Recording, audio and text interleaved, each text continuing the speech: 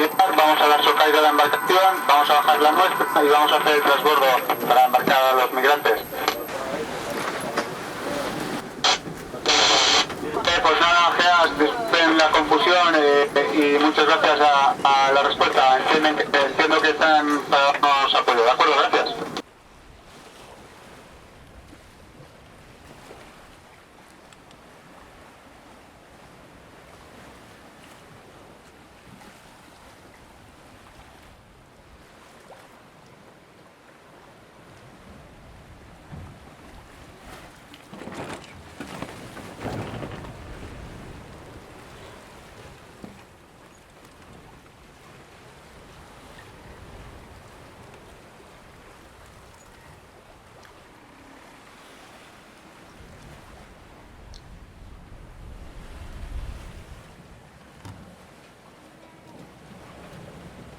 Il y avait cette ville de El Djeba, toute petite ville, port de pêche, sur la côte nord marocaine.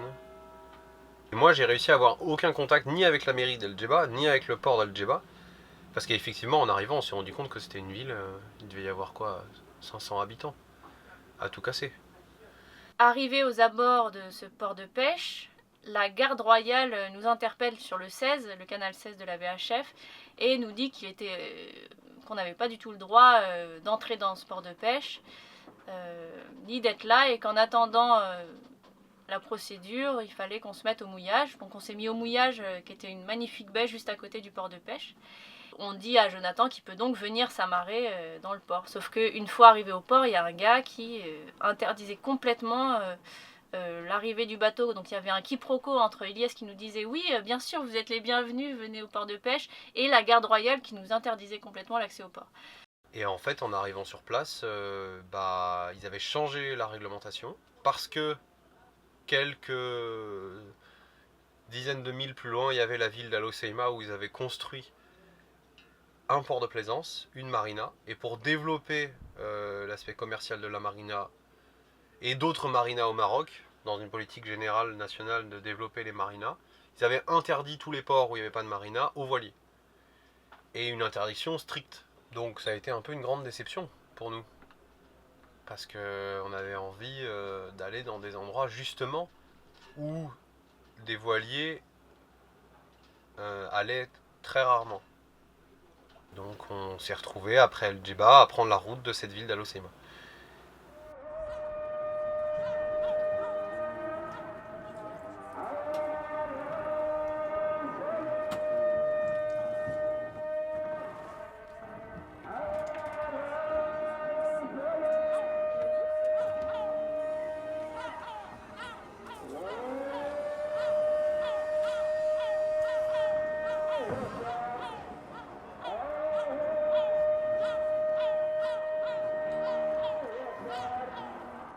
Du coup, personne connaît quelqu'un à Al Hoceima, donc on commence vraiment avec un grand vide. Donc c'est dans ce sens-là où je voulais commencer d'une manière un petit peu où on se met tous dans une posture particulière dès qu'on va commencer à arpenter la ville. On arrivait à Al Hoceima, on connaissait ni le port, ni la mairie, ni aucun artiste locaux. On n'avait aucun réseau sur place. Et on avait en prévision 2 semaines d'arrêt au Maroc maximum, avec la volonté d'y faire quelque chose avec la population, d'y faire quelque chose pour la population. Pour moi, il fallait que tout le monde se mette dans une dynamique de lien avec les populations. J'ai vu qu'il y avait une grosse activité de pêche. Je me suis dit que ce serait fou d'aller en mer avec eux et de voir comment ça fonctionne sur leur bateau.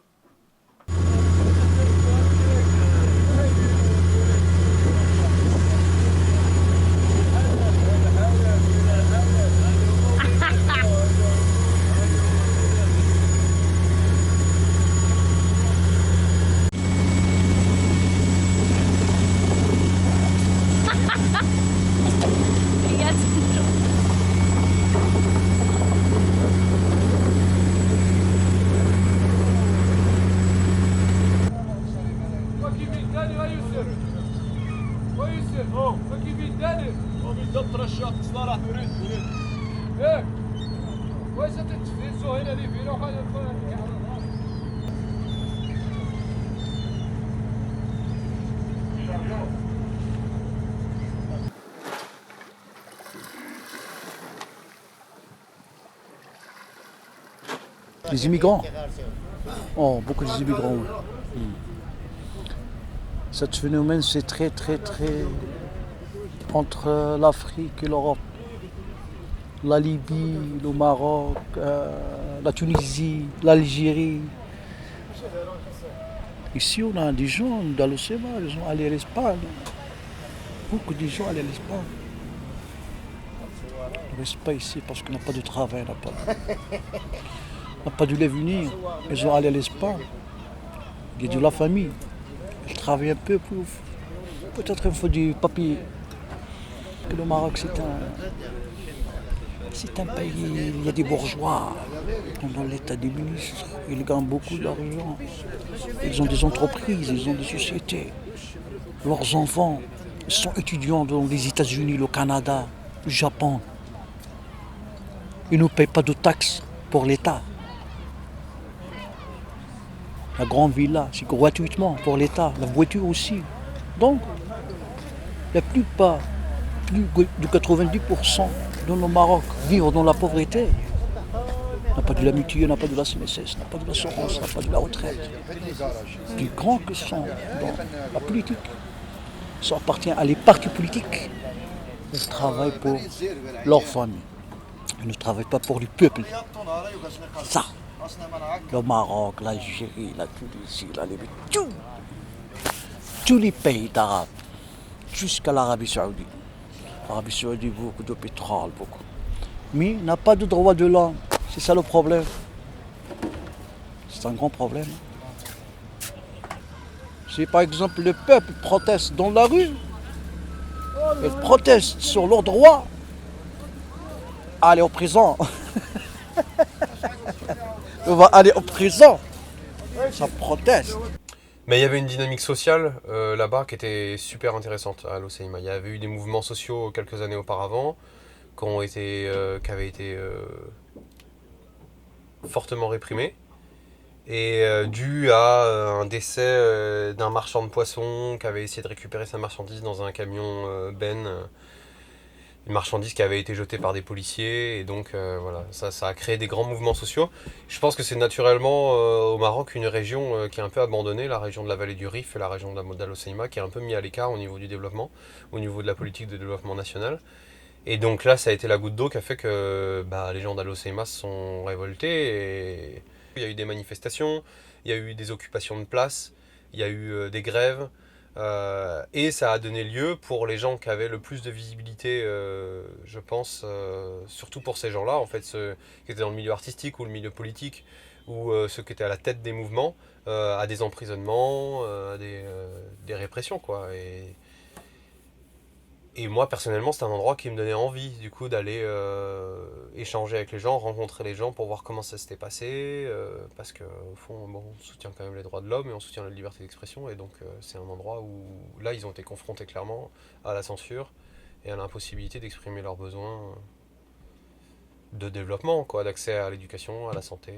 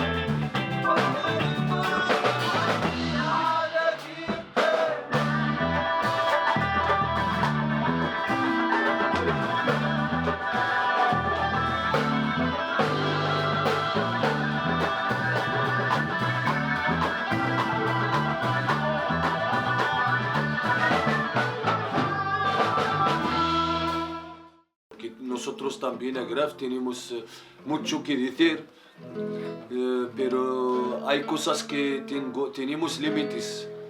No puedes decir lo que tienes adentro porque no puedes, porque vas a la cárcel. Entonces decimos cosas, pero aunque no están directas, pero estamos en lo que queremos, ¿entiendes? Lo que pedimos ahora, lo que podemos. Entonces por eso nosotros hacemos música y hablamos de temas de unirnos, de cómo la gente ahora que está allá, que estamos perdiendo porque no trabajamos juntos. Como está la música que has escuchado antes de Afaqd, es más... Lève-toi. Tout est fini ici à cause de, je sais pas, à cause de la pression politique. Yani le RIF, il a son histoire. Il a son histoire, comme tous les peuples au monde, comme tous les... Mais votre visite ici, ça donne l'énergie à tous les partis culturels, voilà. Vous avez ouvrir une porte libre pour récupérer. Rien vous a, pour récupérer, je sais pas, la vie culturelle, pour récupérer la vie, c'est. Le RIF est besoin comme ces visites-là.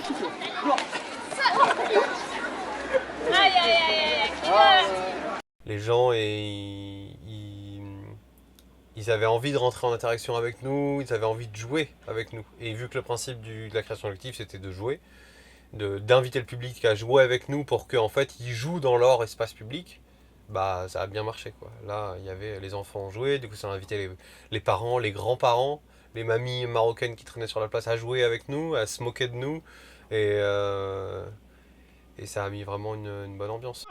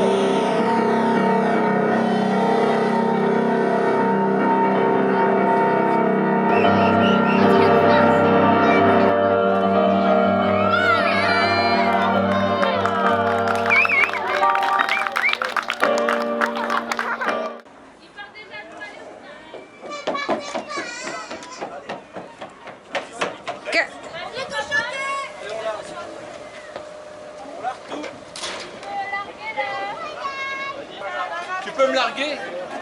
On largue, Juliette? Attends.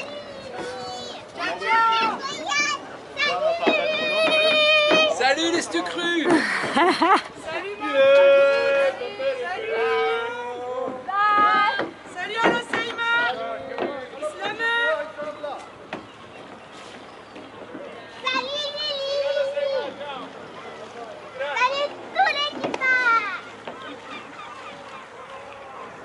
Allez, il y a des citrons là-bas là.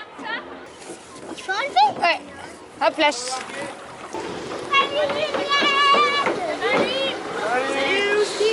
Salut.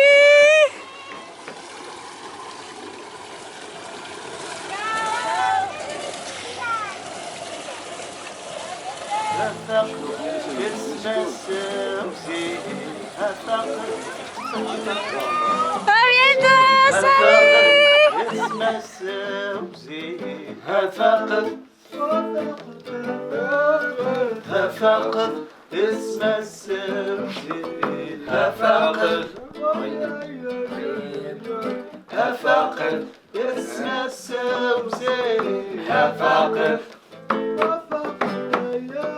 الصدق يا رحمن السليم ارمي غاليني هالشي من الخاس الصدق يا رحمن السليم ارمي غاليني هالشي من الخاس هفاقر اسمع سوزي هفاقر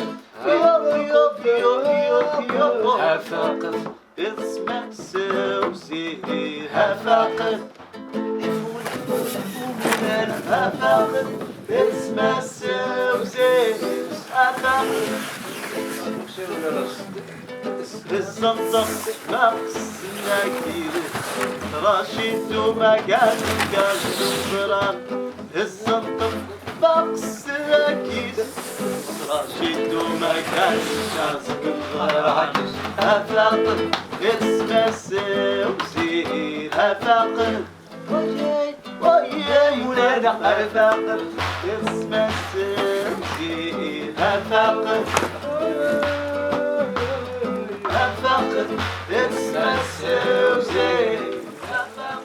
Tu fais quoi avec ça? Tu veux me la chanter ta chanson? Bon frérot du mouton, tu souffles au sommet des crampons. Tu connais la suite? Tu souffles au sommet des crampons. C'est ça la suite. D'accord, c'est la fin. Bon frérot du mouton, tu souffles au sommet des crampons. T'en connais d'autres des chansons? Les petits bouchons dans l'eau, les petits bateaux dans l'eau.